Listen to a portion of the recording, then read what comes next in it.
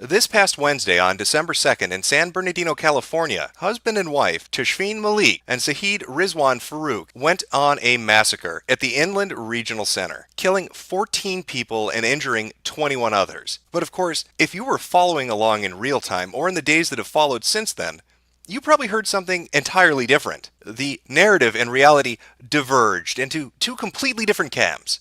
Now, what I saw play out and what many other people saw play out was something we've become used to at this point. The very first thing that social media latched onto and mainstream media started to support with news articles was, here we go again, another white spree killer.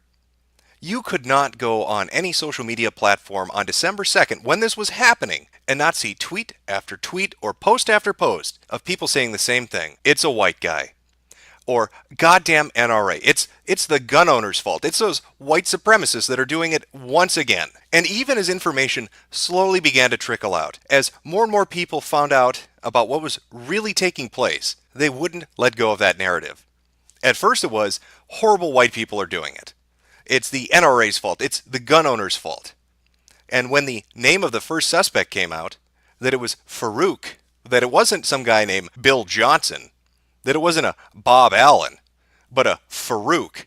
It suddenly went from goddamn white people, goddamn gun owners to, well, let's be reasonable. Let's not jump the gun. Clearly, this is a case of workplace violence because Farouk was attending a holiday party being thrown at a conference center adjacent to the Inland Regional Center. Now, the Inland Regional Center serves as a place for the disabled and the mentally handicapped to get community services. Now, to give you an example of what I'm talking about, here's the prototypical tweet that you would have seen taking place at the very beginning of the San Bernardino shooting. We can eliminate mass shootings today. Make it illegal for white men ages 15 to 65 to own guns.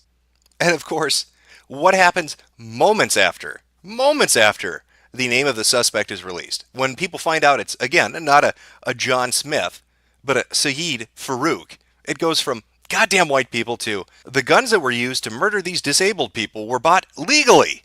Why are guns legal? And it wasn't just average people. It wasn't your average Joe or semi-celebrity as we see in that specific tweet. But you had people in alternative media and even mainstream media pushing the same thing, such as Cenk Uygur, who threw his hands up in anger and damned the NRA.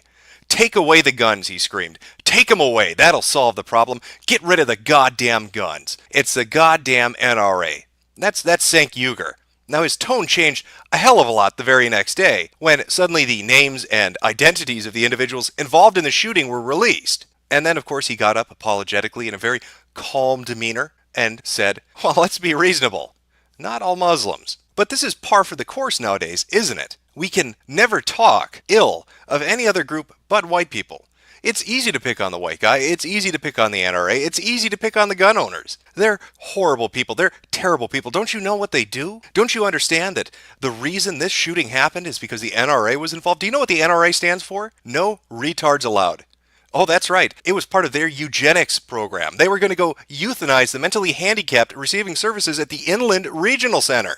It all makes sense. Hallelujah. I've been enlightened by the truth. Thank you, Cenk Uygur, and all the other people on Twitter that helped to show me the way, to tell me the truth of what was really going on. This entire situation, though, is a little more insane than that. It's not a surprise to me, or a majority of people who are used to dealing with social media and the mainstream media when it comes to issues like this, that this is the tactic it took. However, what might be surprising to some is the follow-up that has taken place in the days after that. Now, the FBI and the ATF and the local law enforcement were all involved in taking down these people. There was a coordinated effort to find out who they were, where they were, to find them and to contain them or to kill them. And if you watch the events play out in real time, you'll see that the police did that. They took them down. They stopped these people. Now, people have questions in regards to the events of that day. How was this organized? They were wearing body armor, according to some. They had bulletproof vests. They had long guns. If you've watched the streams that were happening and taking place in real time, that was what it was described as. They have long guns. We can't really go into detail, but we know they're more than a few inches, but less than 5 feet, so we'll call them long guns. Regardless, the suspects were well armed. They were ready, capable, and able to cause a lot of damage. Now, for some saying, oh, it's just workplace violence. Okay, so it's not a white guy, and so it's not the NRA that's responsible for this.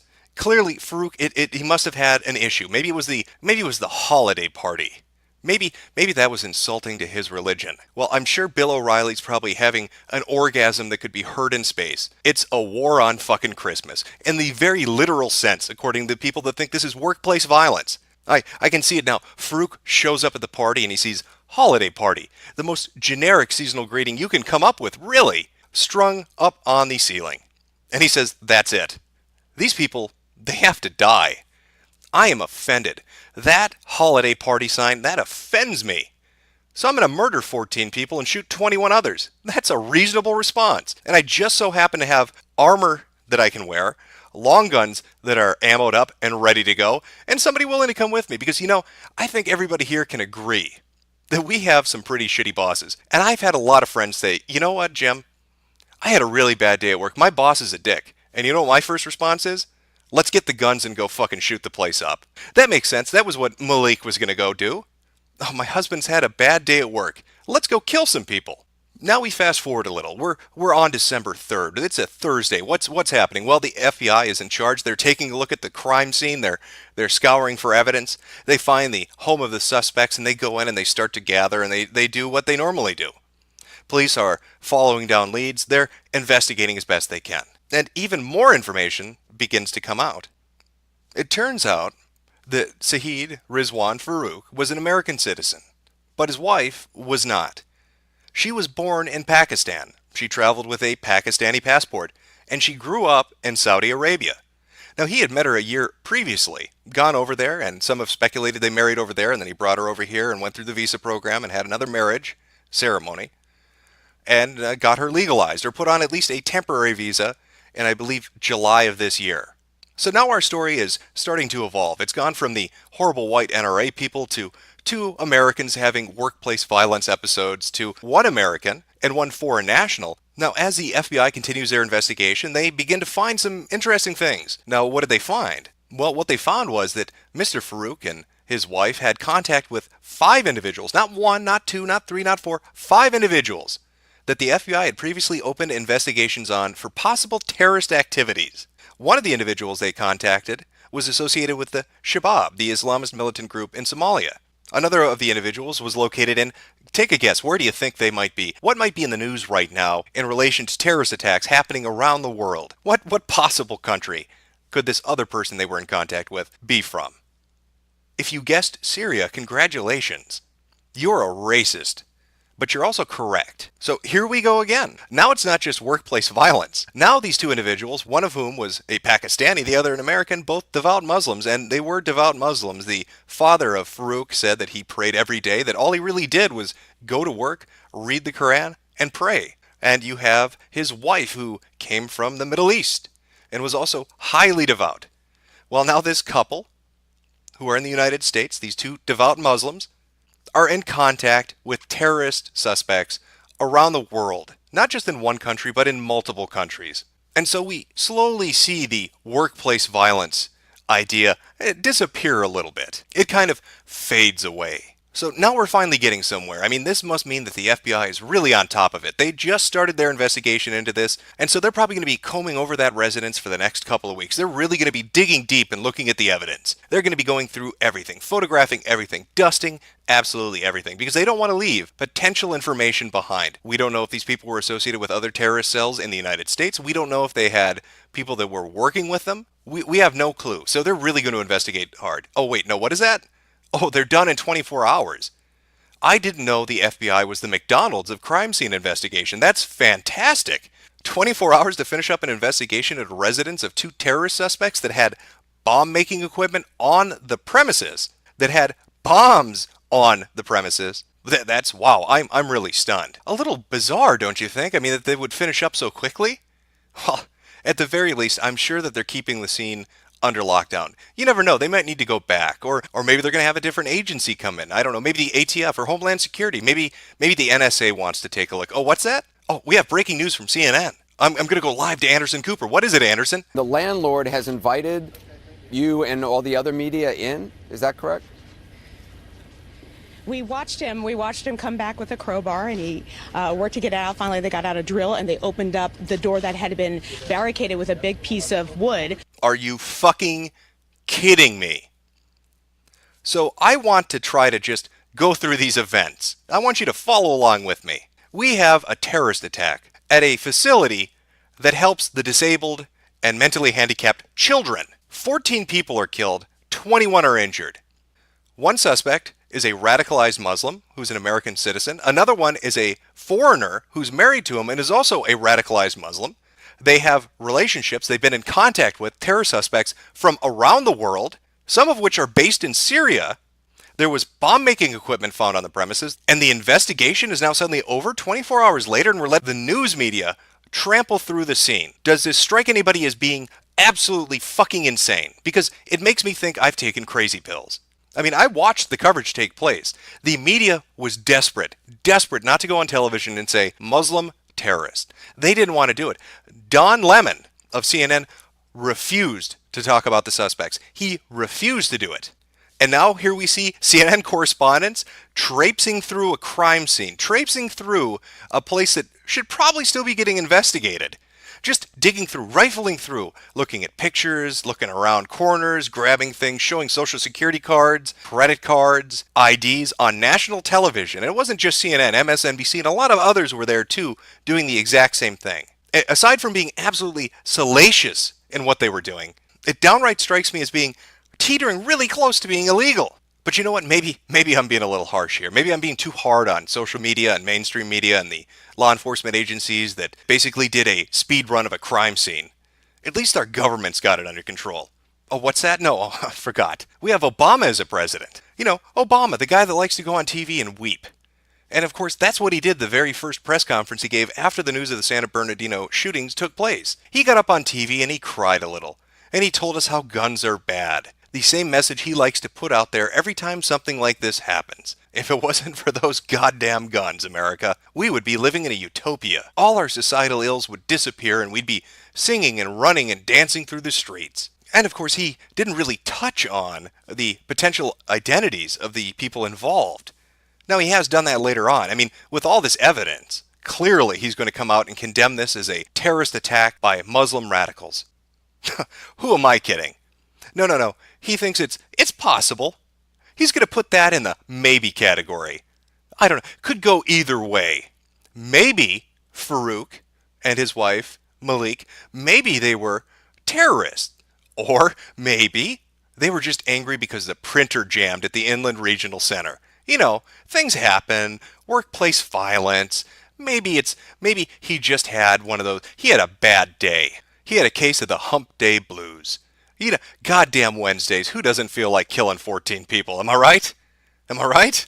Okay, well, Obama, maybe he's detached. I mean, this is a Washington political figure. He's not there. He's not in the moment. What about California? How are the people in the California government reacting to this? California Attorney General Loretta Lynch vows to prosecute those who use anti-Muslim speech that edges towards violence. Well, thank God.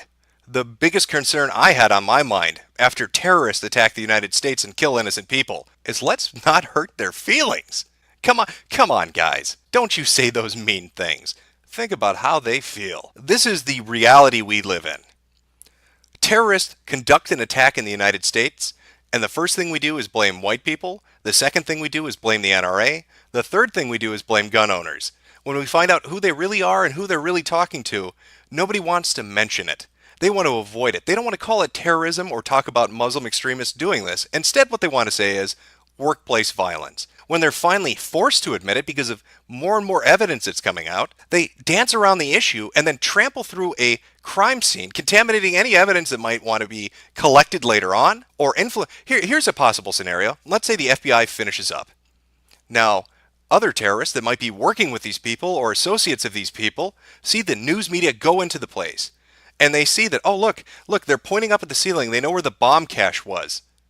So they probably have the bombs. They probably have the notes. They probably have information that we were relating back and forth between each other because I can see they drilled through that part of the ceiling. Thank you, MSNBC. Thank you, CNN, for broadcasting that on national television. So now, if they did have accomplices, if there were other terror cells that had some kind of contact or had some kind of relationship with them, they know where not to put their shit, and they know what might be compromised because you're showing them an inside view of the crime scene. That's brilliant. That is really brilliant. And then our politicians come out and say, maybe it's terrorism, I don't know. Let's talk about something else. How about some gun control? Or they come out and say, stop saying mean things to Muslims. We need to protect their feelings. Now, there were news stories that came out from neighbors saying that they wanted to report this couple for suspicious activity, but didn't. They didn't report them because they were worried that they would be branded racist, that it wouldn't be politically correct to talk about their concerns with law enforcement or with other authorities. That is the culture we have bred. A culture that is so politically correct, that is so weak-willed and afraid to speak their mind or to call something out in the open, that we would rather let a terrorist attack happen than face the wrath of social justice and left-wing politics. Now, this isn't the only recent terrorist attack that's happened, is it? We had Paris, where hundreds of people died and hundreds more were injured. Now, look at the reaction there compared to the reaction here. What happened? What did President Hollande do in response? He got on national television and said they were going to wage a brutal war against their opposition. He called them out. He said what group was responsible. And he said, we're coming for you. Now, I want you to contrast that with Obama, who gets on TV misty-eyed and cries about gun control and says, maybe it's terrorism. I don't want to say anything. I don't want to offend anybody. Remember, feelings are important. In fact, here's a picture of when they met. This was shortly after the terrorist attacks in Paris, when Hollande was going around to get international support for his pushing against ISIS in Syria. And the telling thing about this picture and the state of America as it is today is that Obama's looking down. He's getting ready to pick up that white flag that people always jokingly said that France held tightly in its hand, and he's going to run with it like it's a goddamn torch, and he's at the Olympics. Because that is the insanity of the reality we are faced with. We live in the day and age where France is the one standing up and picking a fight, and America is the one clutching its white flag because they're scared they're not going to be politically correct.